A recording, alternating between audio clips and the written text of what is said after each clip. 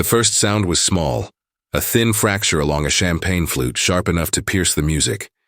Crystal shimmered above the ballroom. Golden light poured across white linen tables.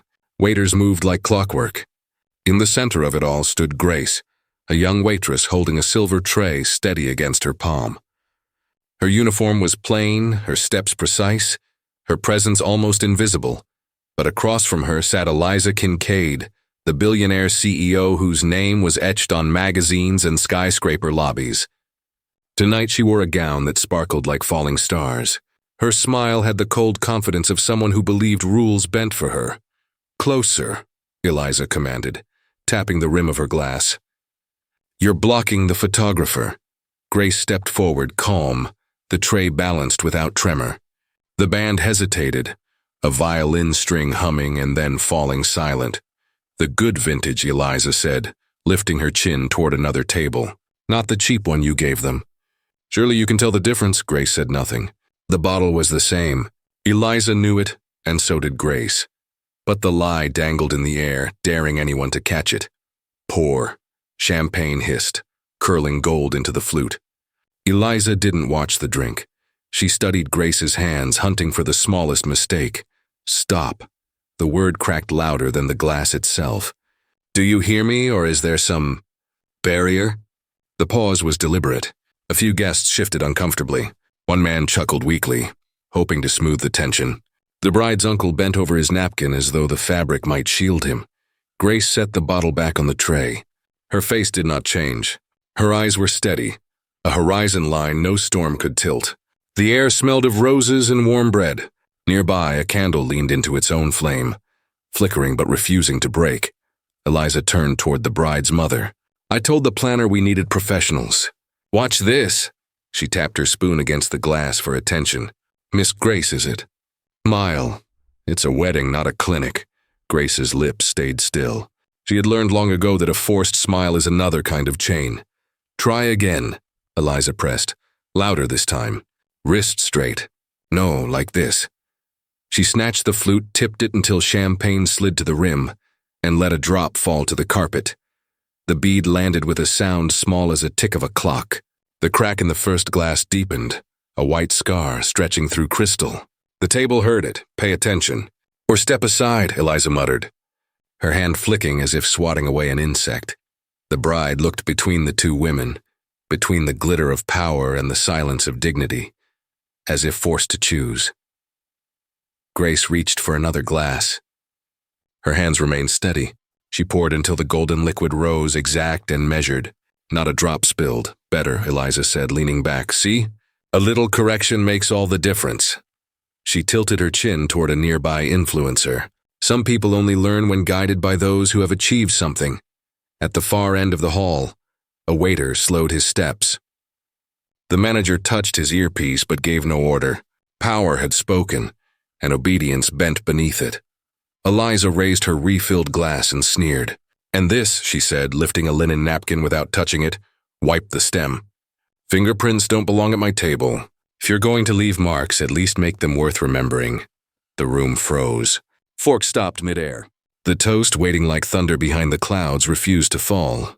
Grace didn't take the napkin. She let it hang, suspended, a flag no one wanted to claim.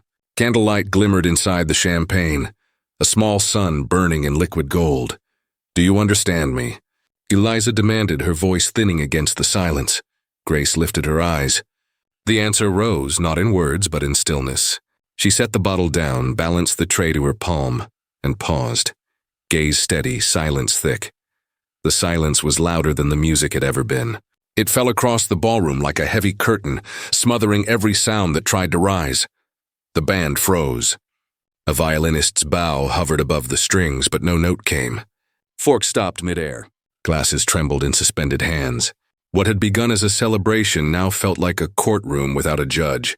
At the center of it all stood Grace, tray balanced in her palm, her face calm, her eyes unblinking. Across from her, Eliza Kincaid leaned back satisfied. The billionaire believed silence proved her power. In truth, it revealed something else. The cost of fear. Guests looked at one another in quick, nervous glances. Some searched for laughter to soften the sting. Others pressed lips together, pretending not to notice. Silence became the safe choice, the armor of people who did not want to be seen taking sides. A single whisper cut the quiet. Did she just... Then it vanished, swallowed by tension. Silence is not neutral. It takes sides. Every second it stretched. It gave Eliza's cruelty more ground. The bride's mother shifted in her chair, torn between dignity and diplomacy. The groom's uncle cleared his throat, but no words followed. Each guest measured their reputation against the truth they had witnessed. Eliza tapped her glass, sending a sharp chime across the room. She smiled faintly, as if conducting the silence itself. Wealth had always taught her that silence was obedience. Grace's stillness told a different story. She held her ground, the tray firm in her hands, shoulders square. In the corner of her vision, she caught the small flame of a candle bending low but refusing to die. It was a quiet mirror of her own resolve. The tension spread. The young waiter stepped forward, instinct urging him to act, but his manager's hand brushed his sleeve. The message was clear. Not against her, not tonight. The piano tried to restart the celebration. A soft chord rose, fragile and trembling, but faltered after 2 notes. The silence swallowed it whole. Eliza's diamonds flashed in the chandelier light, scattering cold sparks across the table. They dazzled, but they also blinded. Guests stared at them instead of the injustice before their eyes. The bride bit her lip, her hand tightening around her champagne flute. Her gaze darted between Grace and Eliza, between justice and reputation. She opened her mouth, then closed it again, caught in the trap of silence. For Grace, the silence carried a different weight. It pressed against her chest, but it did not break her.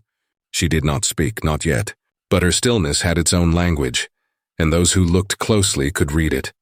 She tightened her grip on the tray. What was once a tool of service became a symbol of burden and defiance. Every second she stood there, unshaken, she showed that silence could resist as well as protect. And in that moment, the room began to wonder, was this waitress the one holding the silence, or was the silence holding them? The first word cut sharper than crystal breaking. Enough. The sound came from Grace, the waitress who had stood in silence while the weight of the room pressed against her. For a moment, no one believed it had come from her lips. Yet her eyes proved it, calm, steady, unflinching. The ballroom shifted. Guests leaned forward, their breath caught in disbelief. The silence cracked, not with laughter, not with music, but with truth beginning to rise. Grace's uniform was simple, black fabric, white collar, sleeves rolled with neat precision. Nothing on her body glittered. Nothing demanded attention. Across from her sat Eliza Kincaid, wrapped in silk stitched with gemstones, a necklace of diamonds scattering light like cold stars. Wealth against simplicity, display against dignity. You think silence is consent? Grace said, her voice low but clear enough to reach the farthest corner. But silence is not weakness. It's patience. Gasps swept the table. Eliza's hand tightened around her glass, the ring on her finger digging into her skin. She forced a smile, one practiced for cameras, but her eyes betrayed the flicker of unease. Grace shifted the tray slightly, as if lifting its burden gave strength to her words. I poured the same champagne for every table. You knew that, but you wanted to prove something. Not about the wine, about me. The guests could feel it now, the reversal. The woman in the plain uniform no longer stood beneath the billionaire's shadow. Instead, she spoke as if the light had found her. Eliza laughed softly, but the sound was hollow. Are we really taking lessons from staff now? It's a wedding, not a trial? Grace finished, her tone firm, her gaze unwavering. Maybe it should be. The words struck harder than any raised voice. The bride's mother shifted in her seat. The groom's uncle lowered his glass. The influencer's phone camera tilted slightly, catching not the jewels, but the moment when truth stood against them. Grace's voice grew stronger, trembling, giving way to resolve. Respect is not purchased with money. Dignity is not yours to take away. You don't hand it out, and you cannot strip it from someone who holds it. The candle beside her flickered again, its flame bowing low but rising taller the next second. The symbol was not lost on those watching. Eliza tried to interject, but Grace did not pause. You see my uniform and think it makes me small. But the work I do, the life I live, is honest. Can you say the same about the empire behind those diamonds? A sharp intake of breath rippled through the guests. Heads turned. Eyes darted toward Eliza's frozen expression. In that instant, the balance shifted. Grace lowered the tray slightly, not as a servant but as someone laying down a shield after striking her blow. You wanted the room to watch me bend.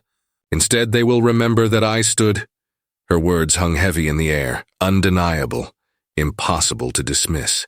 For the first time that evening, Eliza's practiced smile faltered. The diamond necklace at her throat caught the light, but her face was pale beneath it. And in that moment, the billionaire who had believed herself untouchable looked visibly shaken. The first whisper slid through the silence like smoke. Thin, dangerous, impossible to catch once released. Eliza's company had an investigation last year. The words barely rose above breath, but in a ballroom where every ear strained for release, they landed like a stone in still water. Eyes shifted, heads tilted. The spell of Eliza Kincaid's authority began to crack. Grace stood steady with her tray, but she was no longer the only figure commanding attention. Now the room itself became restless, curious. Guests leaned closer to one another, voices hushed but urgent, fragments of rumor stitching themselves together into something larger. I heard about the layoffs, thousands overnight, one man murmured, gaze fixed on his untouched champagne. They said it was for efficiency, a woman replied, her tone sharp. But the reports showed bonuses doubled at the top, each sentence cut deeper than the last. Eliza, seated in the center like a queen at court, sipped her drink as if the silence still belonged to her. But the silence was gone. It had turned against her, now filled with threads of truth she could not command. The contrast was stark. Her gown glittered under chandeliers, but the words swirling around her carried shadows. Diamonds sparkled. Her reputation dimmed. Grace remained silent, her posture calm. She did not need to add to the whispers. Her earlier stand had already cracked the glass. The guests now widened the fracture. I saw that article, a cousin of the groom whispered, eyes darting toward Eliza. Charity money redirected, projects canceled without notice. Another voice added, lower still. And the lawsuits settled quietly, but never denied. The room became an archive, each guest unlocking a memory, each whisper another page of evidence. The glamour of the evening dimmed as truth crept in, heavier than the music that still refused to play. Eliza shifted in her chair. The movement was small, but in a hall trained to read her confidence as gospel, the shift screamed louder than words. For the first time, she looked less like a guest of honor and more like a defendant. The bride's mother exchanged a look with the father of the groom. They said nothing, but their silence no longer protected Eliza. It judged her. Grace adjusted the tray, her shoulders square. She did not speak, but her presence gave permission for truth to grow bolder. She destroyed whole families with those closures, another guest whispered, bitterness lacing each syllable. And the factories overseas came the next. Cheap labor, no accountability. The list grew, a chorus of shadows pulling at the edges of Eliza's brilliance. Her fortune, built to impress, now resembled a monument with cracks running deep through its foundation. Eliza's smile remained, but it no longer reached her eyes. She tried to lift her glass again, but her hand trembled. The diamonds around her neck caught the light, yet the glow no longer dazzled. It blinded. The momentum shifted fully when an older man at the edge of the table leaned forward. His voice was quiet but firm, carrying the weight of someone who had seen too much to stay silent. They called it an empire, he muttered, his eyes never leaving Eliza. But every empire leaves ruins behind. The words hung heavy, undeniable. And with them the room's gaze turned sharper, no longer dazzled by her wealth, but searching through its shadows. The first memory broke the surface like a ripple in still water. I remember her, whispered a server near the back. His voice trembled, but once spoken, the words could not be taken back. Last year, she made one of us cry during a gala, called her worthless in front of everyone. The ballroom shifted again.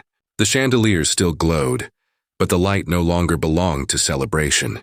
It glared instead, exposing faces, catching eyes, forcing truth into the open. Another staff member stepped closer, her own voice careful, yet steady. She fired my cousin after 20 years. No reason, just to make a point. Said he was replaceable. The guests turned. They had come for vows and laughter, but the air was different now. The room was no longer a banquet hall.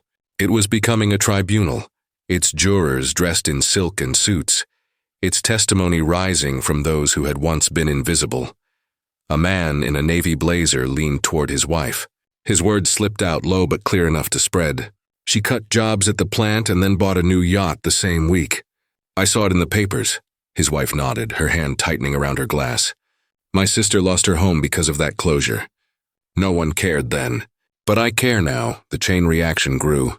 Whispers turned into short confessions, each one a fragment of pain piecing together a larger picture. They were not random stories. They were evidence. The bride's aunt spoke next, her voice sharp. She humiliated my friend at a charity dinner. Laughed at her dress, said it looked borrowed. My friend never came back to another event. Even the band, silent with their instruments, exchanged glances. They remembered canceled contracts, late payments, nights cut short with no explanation. Grace, still holding her tray, stood like a quiet anchor in the storm. She did not need to speak. Her stand had given others permission. Her silence was no longer heavy. It was fuel. One guest, an older woman with silver hair, pushed her chair back. I saw her once at a board meeting, she said, voice gaining force. A man asked a question she didn't like. She didn't answer him. She destroyed him. That's how she built her reputation. Through fear. The words struck deeper because they came from someone who had been close enough to see. Heads nodded.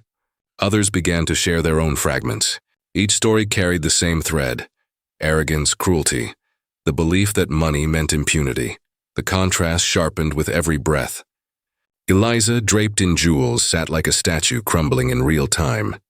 The room around her, once dazzled by her wealth, now looked at her with different eyes, eyes that remembered, eyes that judged. The murmurs thickened. What had begun as a single whisper now rolled like thunder, circling the hall, building strength. It was no longer about one insult at a wedding. It was about years of wounds carried by many, and as the voices swelled together, the ballroom itself seemed to tremble, no longer a stage for celebration but a tribunal of conscience. The murmurs rose higher, heavier, gathering like a storm that could no longer be ignored. The table that once held only silver and wine now carried something heavier, truth waiting to be spoken. Grace stepped forward, no longer just a server among guests, but a voice rising where silence had ruled. The banquet spread stretched before her, a feast meant to show wealth and excess. Yet in that moment it became something else, a stage where arrogance would finally be judged. Her voice was steady. You built this empire on promises of opportunity. But behind the speeches and headlines, people paid the cost. Families lost homes. Workers lost dignity. And tonight you tried to take mine. The room froze. Forks rested on plates. Candles flickered against crystal, their flames trembling as if echoing the words. Eliza Kincaid straightened in her chair, her smile tight. This is not your place. You serve. You do not lecture. Grace did not flinch. She placed the tray carefully on the table, its metal surface reflecting the chandelier light. You're right, I serve. And in serving, I see more than you think. I see how food is wasted while others starve. I see how you speak of generosity while cutting corners on those who depend on you. You feed on respect you haven't earned. Murmurs stirred again, louder than before. Guests leaned in, some nodding, some exchanging glances that admitted they had always known but never dared to say. The banquet itself seemed to testify, plates piled high, untouched, glasses sweating with expensive champagne while hands shook with unease. The table, once a symbol of luxury, now looked like evidence, each dish an accusation, each sparkle of silver a reminder of imbalance. Eliza's tone sharpened. Enough. You don't understand what it takes to lead, to build what I've built. Grace's eyes did not leave hers. Building doesn't mean crushing. Leading doesn't mean humiliating. True power isn't in silencing people. It's in lifting them. The words struck deeper than any insult. Around the table, the storm of whispers returned, growing bolder, less restrained. A guest at the far end muttered, "She's right." Another added, "We've all seen it." Eliza's diamond necklace glinted, but for the first time, it looked less like brilliance and more like chains pulling her down. She raised her hand as if to command silence, but the room no longer obeyed. Grace's hand pressed against the tray, her voice cutting through the noise with precision. You thought no one would speak. You thought money could buy silence, but silence is breaking now, and what you tried to bury has found its place right here on this table. The banquet spread was no longer a celebration. It was evidence laid bare, a mirror no wealth could polish. Eliza slammed her hand against the table. Quiet! Her voice cracked, desperate, but the word held no power. It fell flat, swallowed by the rising tide of voices that no longer feared her.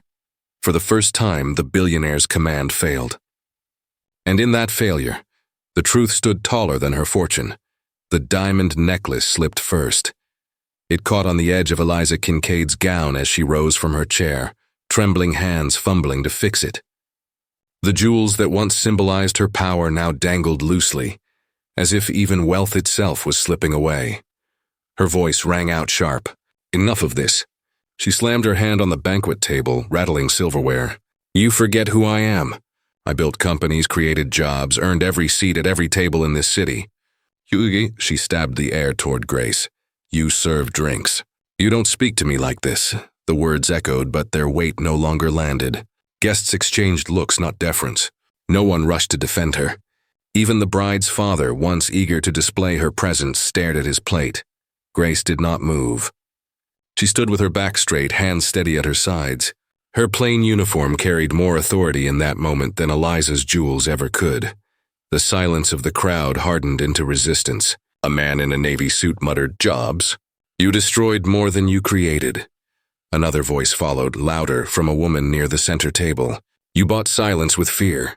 That doesn't work anymore. Eliza's eyes flickered from face to face, searching for loyalty. She found only stone expressions. Do you think she's better than me? She demanded, pointing at Grace. She pours champagne, I move economies. Without people like me, none of you would be here tonight. Her words sounded rehearsed, the speech of someone who had relied on fear for too long. But the room no longer believed. What had once been confidence now reeked of desperation. Grace did not answer. She didn't need to. Her stillness was enough. Eliza gripped her glass, lifting it as though to reclaim command. But her hand shook, and champagne spilled over the rim, streaking down the stem. The sight said more than any words, control slipping, image cracking. Listen to me. Eliza's voice rose higher, almost shrill. I can ruin reputations in a single call. I can end contracts, cancel projects. Do you want me against you? The guests didn't flinch. They had flinched for years, but not tonight. The murmurs grew again, a chorus of defiance. Someone whispered, She's finished. Another, firmer, We're done being afraid. Eliza's breath quickened. The diamonds at her throat swung unevenly, catching and losing the chandelier light like a dying star. She tried to smile, but her lips trembled, unable to hold the mask. Grace stepped forward, her calm presence cutting against the billionaire's unraveling fury. She said nothing. She didn't need to. The silence itself had taken sides. Eliza reached for the napkin, as if grasping at some last symbol of control, but her fingers slipped. The cloth fell to the floor, ignored. Her voice cracked. Please, stop. The words stumbled out, stripped of command. She was no longer the untouchable figure draped in jewels. She was only a woman, begging for mercy from a room that no longer feared her. The first clap was small, almost hesitant, but it struck the silence like lightning splitting a dark sky. Every head turned toward the sound. It came from the back of the hall, where a young guest rose to his feet, palms meeting again with sharp defiance. The rhythm echoed through the still air, daring others to follow. For a heartbeat, the room hesitated. Eliza Kincaid stood frozen, her jewels dull in the chandelier's glow, her once commanding presence reduced to fragile silence. Her hands trembled at her sides, but no one reached to steady her. Then came the second clap, louder, firmer. A woman in emerald silk stood, eyes fixed on Grace. She did not look at Eliza. She did not need to. The applause spread like fire across dry grass. One by one, guests rose from their chairs, men in tailored suits, women draped in gowns, staff still holding trays, and their hands joined together in a sound that swelled beyond music, beyond ceremony. The thunder of clapping rolled through the ballroom, drowning out the last fragments of arrogance. It was not polite applause for a performance. It was judgment. It was justice. Grace stood at the center, shoulders square, hands free of the tray she had carried like a burden all night. She no longer looked like a servant. She looked like a symbol, dignity unbent, truth unbroken. The banquet table, once a stage for Eliza's power, now shook under the force of the guests' hands, slamming together in unity. Silver rattled. Glasses trembled. The mountain of food and wine looked smaller now, as if exposed for the excess it was. Eliza's lips parted as though she might speak, but her voice was lost, buried under the weight of the clapping. The room no longer belonged to her. It belonged to the truth that had finally spoken through Grace. Some guests wiped tears they hadn't expected. Others shouted through their applause words of encouragement, words of agreement. Every sound was a nail sealing the end of Eliza's control. The contrast was sharp and undeniable. Wealth glittering and trembling in collapse. Dignity standing tall and steady, crowned not in jewels but in respect freely given. Grace did not bow. She did not smile for recognition. She simply stood in the storm of sound, her silence stronger than words, her presence enough to carry the weight of every clap. The applause grew louder still, pounding against the ballroom walls, filling every corner until it felt too big for the room to contain. And when it finally spilled beyond the doors, echoing into the night air, it left a message behind, applause not just for a waitress but for dignity itself. The tray was the last thing she set down. It rested on the banquet table, empty now, stripped of its role as burden. Hours earlier, it had been a tool of service, a symbol of silence. Tonight it was something else, a marker of what had ended and what had begun. The applause had faded, but its weight still clung to the air. Guests stood in small groups, voices low, their eyes avoiding Eliza Kincaid. She remained at her place, jewels heavy against her trembling frame, her power reduced to glitter with no shine left in it. She no longer commanded the room. She was a shadow sitting in her own collapse. Grace did not look back at her. There was nothing more to say. Justice had already spoken, not through punishment or revenge, but through truth and recognition. She stepped away from the table. Her shoes tapped softly across the marble floor, each step carrying her further from servitude and closer to freedom. The chandeliers glimmered overhead, but their light felt different now. It did not belong to wealth. It belonged to clarity. The guests parted for her as she walked, not out of pity, but out of respect. Some placed a hand over their heart. Others nodded in quiet acknowledgement. No one dared stop her. The doors of the ballroom opened. Cold night air rushed in, crisp and clean, carrying with it the scent of rain on stone. Grace breathed deeply, as if filling her lungs with a world larger than the one she had just left. Behind her, the hall still buzzed with murmurs. People spoke of what they had seen, what they had ignored before, and what they would no longer allow to stand. The applause had ended, but the echo remained, moving from voice to voice, memory to memory. Outside, the city lights flickered against the sky, tall buildings shining with borrowed brilliance. They looked powerful, but Grace knew better now. Power glittered for a season. Dignity endured for a lifetime. She paused at the edge of the steps. The night stretched wide before her. For the first time in years, her hands were free. No tray, no burden, no forced smile. Only the steady rhythm of her own heart, stronger than any applause, steadier than any jewel. The echo of clapping still rang in her mind, but it was no longer tied to the ballroom. It had become something larger, a promise that truth, once spoken, could not be silenced again. And as she stepped into the night, leaving wealth and arrogance behind, the echo seemed to follow her into the darkness, haunting, unending, a reminder carved into the air itself. Because power fades, but dignity remains. Always.